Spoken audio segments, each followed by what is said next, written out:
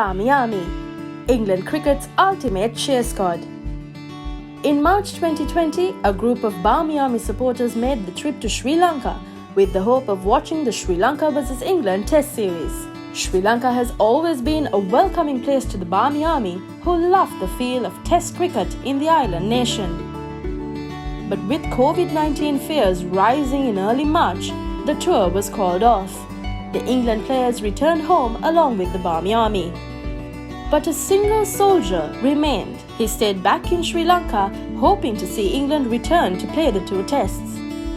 For 10 months, he was patient. England fan Rob Lewis, also known as Randy Caddick's wait was rewarded on the 14th of January 2021 as he finally got to watch the English play Sri Lanka in Goa.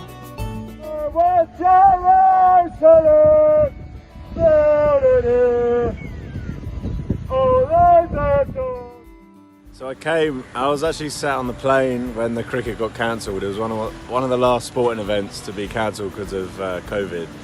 So a bit of an air of inevitability about it. But came here anyway, and there was plenty of other Barmy Army cricket fans in Unawatuna, so everyone was there for a week, just having a little good time. But as the situation deteriorated, people panicked and went home. But I weighed up the decision and decided to stay here, and it turns out to be like probably one of the best decisions of my life. Yeah. The COVID-19 regulations meant that Rob couldn't get access into the ground. But that didn't stop him. He set himself, flags and all, on the Galle Fort overlooking the ground, only to be asked to leave by the police half an hour before the game started. Rob wasn't going to let his 10-month stay go in vain. Disguised as a construction worker, Rob made it to the top of the fort in time for the game.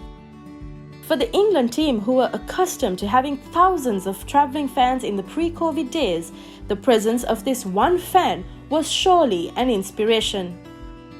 England captain Joe Root acknowledged the lone supporter by raising his bat towards the fort where Rob sat as he reached his double hundred, and later mentioned that he hopes he gets a chance to catch up with him in the next couple of weeks. Met some really good people. Had Sippers Club, which is part of the Sri Lankan coaching staff, and some esteemed gentlemen in and around Colombo. So that's been great. It's been like a little comfort from home.